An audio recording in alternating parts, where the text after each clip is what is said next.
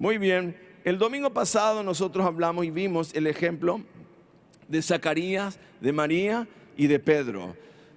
Tres personas importantes donde recibieron un mensaje de parte de Dios, donde vino sobre Zacarías que iba a tener un hijo, y Zacarías en el medio de todo esto le dice al ángel Gabriel que estaba a su lado y le pregunta cómo. Decirle al que está al lado, no le preguntes cómo, porque Dios va a hacer en su manera y como Él diga, y va a hacer el milagro en tu vida. Y le dice, ¿cómo va a hacer eso en mi vida si yo ya soy viejo, ya estoy ya pasado y estoy ajadito? Por eso dice en Lucas 1:18, mira lo que dice ahí. Y Zacarías dijo, ¿en qué conoceré esto? Porque yo soy viejo y mi mujer es de edad avanzada. Así que decirle que está al lado, hay esperanza para vos.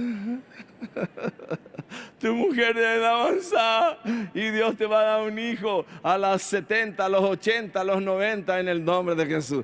Dios puede, así que por eso que nosotros no tenemos que ponerle limitaciones al creador del universo. Ahora, tienen que entender que aquí el ángel interviene con una palabra en función a la oración, porque dice en Lucas 1:13, dice la palabra, pero el ángel le dijo a Zacarías, no temas porque tu oración ha sido oída. Quiere decir no temas porque el temor interfiere con la fe y impide poder recibir. Y le dice no temas porque Dios necesita que le sigas creyendo. Dios necesita que le sigas creyendo. No temas, tu oración ha sido oída y lo imposible se convierte en posible. Y eso es lo extraordinario. Y dice en el versículo 20 que ese mensaje de Dios que venía sobre la vida de Zacarías tiene un tiempo, y ahora quedarás mudo por la incredulidad y no podrás hablar hasta el día en que mis palabras, las cuales se cumplirán, dice,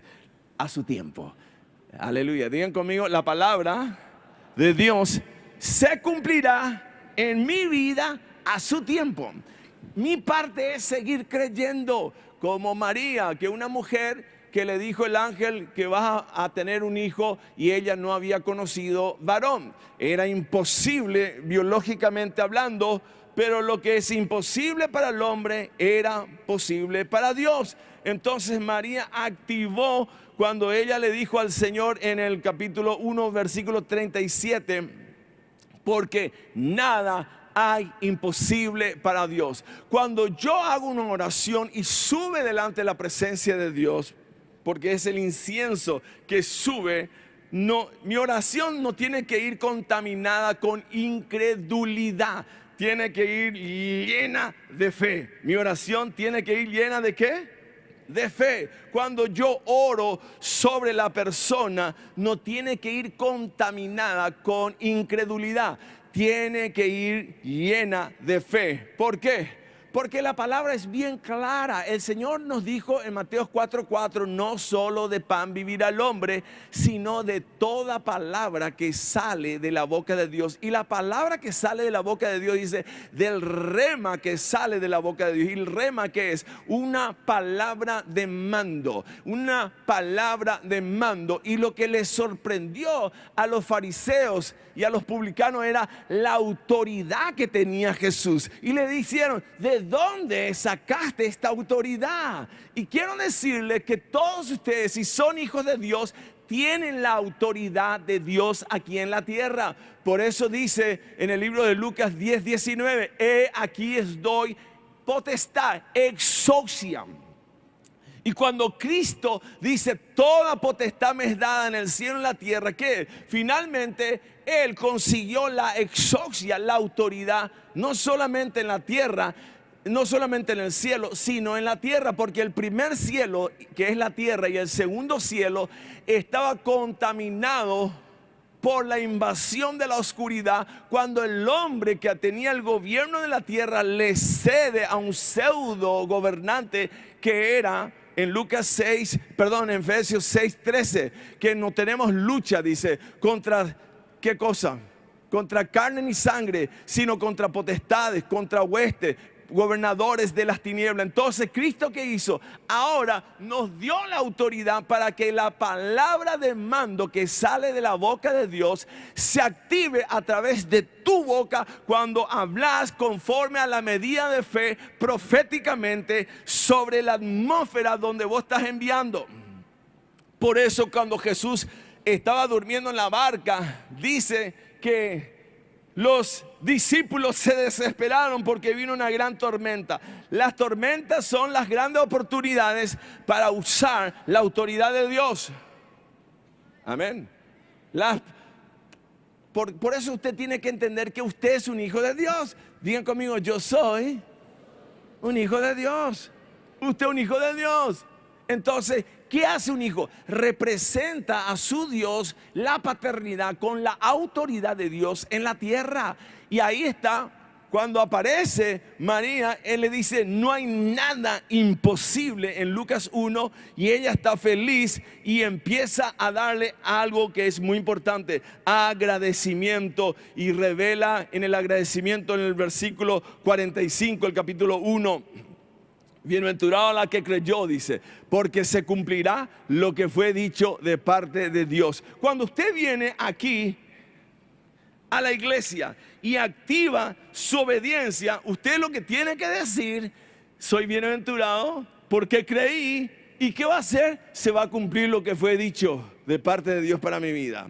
Entonces, cuando yo traigo mi ofrenda, mi diezmo, o cuando yo me voy a honrar a mi padre y a mi madre, o cuando yo me voy a amarle a mi enemigo, en la palabra de Dios, yo declaro que soy bienaventurado, soy feliz, porque el infeliz es el que no recibe, yo soy feliz. Y entonces, aleluya, María le dijo, bienaventurada la que creyó. El que cree que es bienaventurado, pero no es que creyó porque se cumplirá lo que fue dicho de parte del Señor, porque ella se convirtió verdaderamente en una persona que hacía la palabra, como dice Santiago 1:22.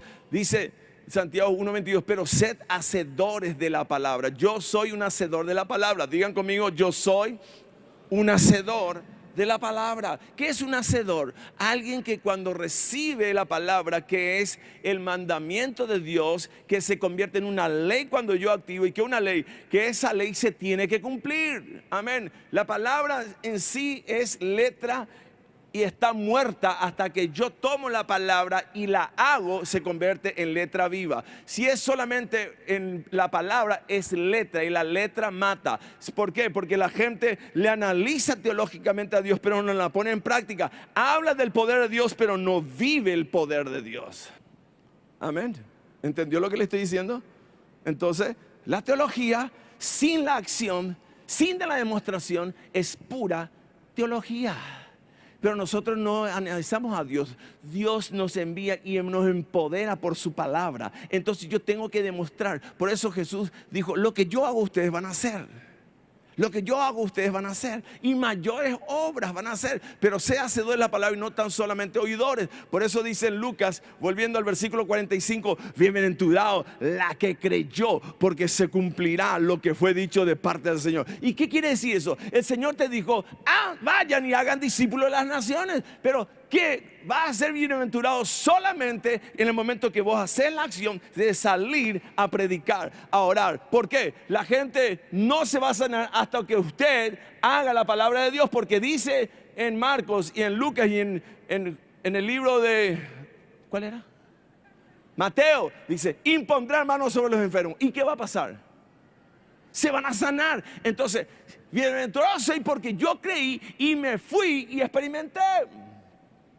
Pero ¿cuándo se va a activar? Cuando vos das el paso de obediencia. Cuando vos das un paso de obediencia, se abre el cielo, y dice en Marcos 16:20 que ellos salieron, predicaron en todas partes y le ayudaba al Señor. ¿Cómo? Confirmando la palabra con las señales que le seguían. ¿Y qué dice? Amén. Aleluya. Dios tiene que confirmar su palabra. Pero ¿cómo va a confirmar su palabra si esta palabra no está activa en mi vida? Por eso cuando yo vengo al culto, ¿qué tengo que hacer? Soy bienaventurado. ¿Por qué? Porque venir a alabar a Dios y adorar a Dios no es una sugerencia. Dice en Hebreos 10:25, dice, no os dejéis de congregaros como algunos tienen por costumbre, sino que exhortando a tanto cuanto veis que aquel día se acerca. ¿Y qué hace la adoración? ¿Por qué venimos? ¿Por qué tenemos todos que venir? Y especialmente el primer día del mes, en donde presentamos nuestras metas, porque bendecimos este mes y es la primicia. Y si la primicia es santa, el resto de los días van a ser santos. Aleluya. Para el que tenga oído, que oiga. Pero ¿qué pasa? Hoy hay miles de personas que no van a venir porque no le toman en serio todo lo que está escrito en la palabra. Amén. ¿Entienden lo que le estoy diciendo? Cuando yo vengo y le traigo al Señor mi ofrenda y mi diezmo, ¿qué hago? Cumplo la palabra y soy bienaventurado porque le creí a Dios y se tiene que cumplir lo que está escrito, y se activó y se despertó la palabra en ese momento, y Dios confirma su palabra en el momento que yo hago mi acción. Aleluya. Cuando yo pongo y la pastora pone su sobre ahí, digo, Señor, confirma tu palabra, confirma tu palabra, confirma tu palabra, confirma tu palabra, confirma tu palabra, confirma tu palabra. Con señales. ¿Y cuáles son las señales? Los clientes que van a venir a tu negocio, los milagros que van a ocurrir alrededor tuyo. Dios tiene que confirmar, porque Él no es hombre para mentir. Él no es hombre para mentir. Aleluya. ¿Y qué tenemos que ser? Agradecidos, porque por la fe tenemos que agradecerse que Jesús, cuando se paró delante de la tumba de Lázaro, le dice, Padre, yo ya sé que me oís y te agradezco por lo que vas a hacer. Ya le agradeció anticipadamente. Agradézcale por todos los milagros que usted va a recibir. Confirma tu palabra. Gracias, Señor. Por eso dice en Lucas 1:46. Miren lo que dice Lucas 1. Entonces María le dijo, engrandece mi alma al Señor. Sigue, mira lo que dice, mi espíritu se regocija en Dios mi Salvador, aleluya, porque ha mirado la bajeza de su sierva, pues he aquí desde ahora me dirán, bienaventurado todas las generaciones, cuando oís hacer la palabra, porque me ha hecho grandes cosas el poderoso, santo es su nombre, y su misericordia es de generación en generación a los que le temen. ¿Y quiénes son los que le temen? Los que obedecen su palabra. Hizo proezas con sus brazos, esparció a los soberbios en el pensamiento de sus corazones. ¿Qué más dice? Quitó de los tronos a los poderosos, toda potestad, y exaltó a quienes, a los humildes, porque nos posicionó con Cristo. Estamos sentados con Él. A los hambrientos, aleluya. ¿Cuántos hambrientos hay acá? Tengo hambre y sed de justicia. Tengo hambre y sed de justicia. La justicia es la palabra. Y cuando yo activo la palabra, la justicia de Dios se hace en mi vida. Y Él abre las ventanas en los cielos, derrama hasta que sobreabunde, y me convierto en un bienaventurado. Porque le creí a Dios. Y no es palabra muerta en mi vida, sino que es una palabra viva en mi vida, en el nombre de Jesús. A los hambrientos. Aleluya. Decirle que no, sea hambriento, sea un hambriento. El problema es que cuando vamos a entrar en comunión y en intimidad con Dios, usted no tiene hambre. Dije, Señor, estoy desesperado, no sé, quiero aprender, estoy hambriento. Revelame tu palabra en mi vida. Y dice en el siguiente versículo, miren lo que dice, socorrió a Israel su siervo, acordándose de la misericordia. ¿Y qué dice en el siguiente versículo? Ahí está. Entonces con eso termino. De los cuales habló a nuestros padres para con Abraham y su descendencia. Y su descendencia para siempre. ¿Y cuántos son descendencia de Abraham aquí? Él es el padre de la fe. Ustedes, todos los que activan la fe, tienen la misma bendición que Abraham. Entonces son bienaventurados. Bienaventurados, ¿por qué? Porque hemos creído. Y como Pedro en Lucas 5 versículo, mi querido hermano, cuando le dice en el versículo 4 el desafío, cuando Pedro le dice, Jesús, vos no sabes nada, pero Jesús le aparece y le dice, anda nomás mar adentro. Dijo Simón, boga mar adentro y echa tu red ahí. Y dice en el siguiente versículo, respondiendo Simón le dijo, maestro, toda la noche, no importa lo que hiciste ayer o anteayer, sí, hoy le crees a Dios y viene un mandamiento de parte de Dios, activa, porque vas a despertar en el momento que la palabra se convierte en un rema en tu vida. Activala, porque la voz de mando que sale de la boca de Dios, despertada por la obediencia, se convierte en una realidad visible, lo que está invisible. Y dice que la misma palabra está cargada de gracia y verdad. Toda la palabra tiene contenido profundo de la gracia de Dios y la verdad de Dios.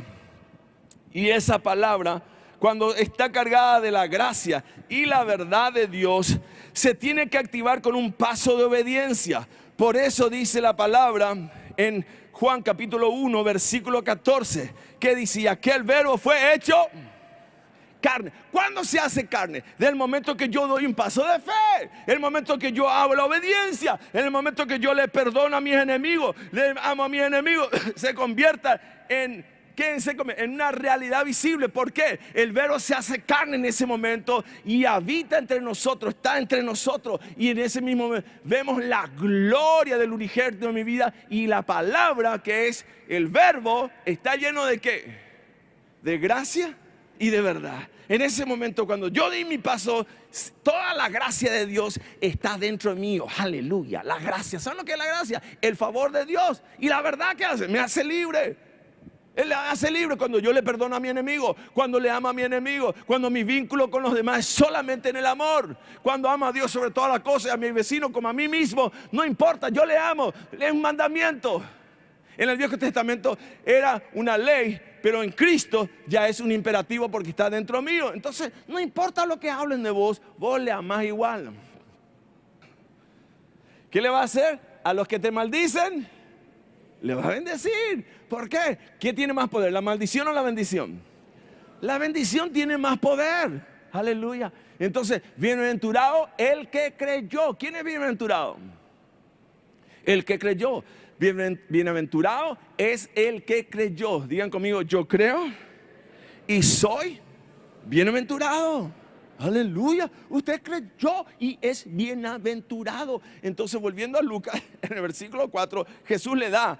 Y ahora, en el versículo 5, el secreto de la fe define el futuro. El secreto de la fe define el futuro. Respondiendo, Simón le dijo: maestro, toda la noche hemos estado trabajando, nada hemos hecho, nada hemos pescado, mas en tu palabra. Y ahí está la fe. La fe, ¿cómo viene? Por el oír, y el oír por la palabra. Él escuchó la palabra, tiró ahora en tu palabra, porque yo sé que aquí no hay nada humanamente, y eso es lo que Dios quiere. Cuando se termina la parte humana, empieza la parte divina. Cuando termina todo lo que es natural, empieza lo espiritual. Cuando termina todo lo que tus recursos se agotaron, ¿para qué? Para que la gloria sea de Dios y no de los hombres. Amén. Y algunas veces Dios nos lleva a un extremo para que dependamos finalmente totalmente de Él. ¿Para qué te llega a un extremo? Para que finalmente, como la mujer del flujo de sangre, gasté todo, no tengo más. Y último recurso. Digan conmigo: Dios, último recurso. Y digan conmigo: único recurso. Amén. ¿Para qué? Para que la próxima aprendas. Aleluya. ¿Para qué? Para que la próxima ya aprendas. En tu palabra echaré. Inmediatamente ocurrió el milagro y la bendición que vino sobre Pedro, habiéndolo hecho. En el versículo 6, digan conmigo: habiéndolo hecho. Pedro se convirtió en un hacedor de la palabra. Cuando hacemos, nos declaramos bienaventurados porque le creímos a Dios. ¿Qué es creerle? La gente dice: yo le creo a Dios. Mentira, no le cree. ¿Cuántos de ustedes le creen a Dios y no se bautizaron todavía? Tienen que bautizarse en agua. Puso en su meta: me tengo que bautizar en agua. Hello, vos decís que le crees. No le cree a Dios porque no está obedeciendo su palabra y no sos bienaventurado en esa área. Amén. ¿Cuántos dicen que le creen a Dios y le cuestionan una cantidad de cosas lo que está escrito en su palabra? Creerle. Pedro le pudo haber cuestionado, como le dijo Jesús: toda la noche estuve peleando, ya hice todo lo que humanamente, yo soy un experto en esto, pero yo soy el Dios de todo esto. Amén. Él era un experto, pero Dios es el Dios de todo eso.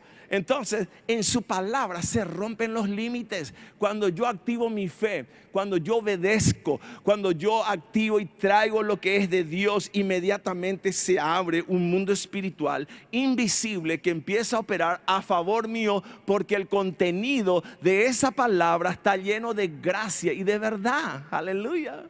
La gente quiere que la gracia le siga, pero la gracia solamente se sigue cuando la palabra encarnada te lleva a cumplir la palabra. Y no sos un oidor, sino un hacedor de la palabra. Aleluya. Entonces toda tu genética interna que tiene memoria y tiene todo el sistema lleno de memoria, por eso las enfermedades son psicosomáticas, 85% somatizan y la memoria se baja en todo tu sistema biológico. Yo cargué mi sistema biológico de toda la verdad y la gracia de Dios, la palabra en mi cuerpo se hizo carne. Entonces cuando está encarnada la palabra en mí, mi célula y mi biología interna está definida solamente por la verdad de Dios. Entonces cuando viene de afuera, lo externo, lo temporal, todo lo que va a pasar, porque todo lo que viene afuera es lo que va a pasar. La palabra que está en mí es lo que va a permanecer. Pelea contra esa mentira. La verdad está en mí, esa es una mentira. ¿Por qué una mentira? Es una verdad natural y es temporal y tiene su tiempo y sus días contados. Que nació con una mentira en el Edén en Génesis capítulo 3. Y el padre de la mentira introdujo en el flujo de la humanidad el padre de la mentira, pero vino el padre de la verdad y destruyó la mentira con la verdad. ¿Cómo se destruye la mentira? Con la verdad, y el verbo se hace carne. Entonces de ahí en más, todo mi sistema interno solamente opera en la verdad y escucha la voz de Dios. ¿Por qué? Porque todo tu interior tiene voces. Todos ustedes tienen letras y voces adentro de ustedes. Amén. Vaya y entre en lo que es un ADN. Está definido en letras. Las letras están conformadas en su compaginación genética. Y usted se va formando en las pequeñas variaciones de las letras, en la genética, en el ADN, en el gen, y el gen que es el logo, es la inteligencia de Dios. Entonces yo meto adentro eso y está encarnado en mí, aleluya. Y yo vivo ahora la verdad todo el tiempo. La mentira viene, ¡achú! Ay, parece que me voy a enfermar. Y la verdad te dice, gracia y verdad está adentro. ¡Ja! La verdad es más fuerte que la mentira. Entonces no acepto, no recibo y le digo, fuera en el nombre de Jesús. ¿Cómo me sano? Fuera en el nombre de Jesús. ¿Cómo me sano? Fuera en el nombre de Jesús. ¿Entiendes? El amor que es un mandamiento. Amarás a Dios sobre todas las cosas. Si hay una cosa que se interpone con Dios, ¿a quién tenés que decir? A Dios. Aleluya. Todo lo que se interponga entre un mandamiento que tenés que obedecerle a Dios, primero es Dios. No es una sugerencia. Y cuando yo activo, mi querido hermano, la palabra que sale de la boca de Dios no va a volver vacía. Porque cuando yo activo eso, tengo al que habita bajo el abrigo del Altísimo. Morará bajo la sombra. Aleluya. Castillo mío. No voy a tener miedo de nada que venga ni dardos de noche. ¿Por qué? Porque estoy bajo el abrigo del Altísimo. Porque yo amo a Dios sobre todas las cosas.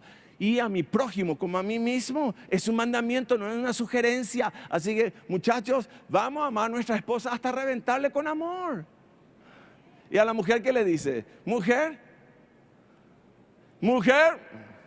y el marido, si usted no le ama a su esposa como dice la palabra, su mujer no se va a poder sujetar a usted.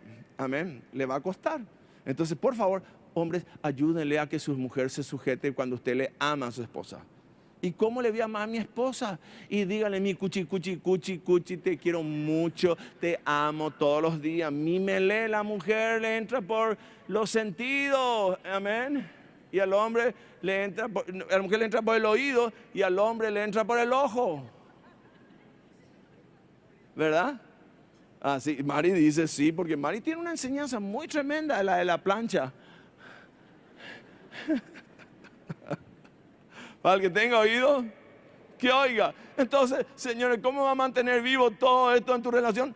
La palabra, y va a ser bienaventurado en el nombre de Jesús. Porque dice en Isaías 50, no volverá vacía, sino que hará todo lo que yo quiero y será prosperado en aquello para lo que le envié. ¿Qué dice en el siguiente versículo? Porque con alegría saldréis y con paz seréis vueltos. Los montes y los collados levantarán canción delante de vosotros y todos los árboles del campo darán palmadas de aplauso. ¿Saben? Yo les quiero decir, los árboles del campo, ¿cuántos saben que usted es un árbol?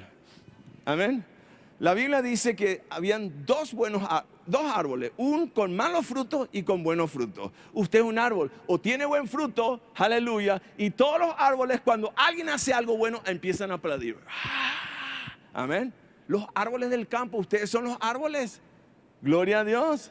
Y del fruto de tu árbol van a comer. Genealógicamente ustedes vienen de un árbol. Entonces dice, levantarán canción delante de vos y todos los árboles del campo darán palmadas. ¿Y qué dice en el siguiente versículo, en el 55? Miren lo que dice, en lugar de zarza crecerá ciprés. En lugar de la ortiga que, ¿verdad? En tu relación con tu marido o con tu esposa, déjame, no me toque, ¡ay! Ortiga.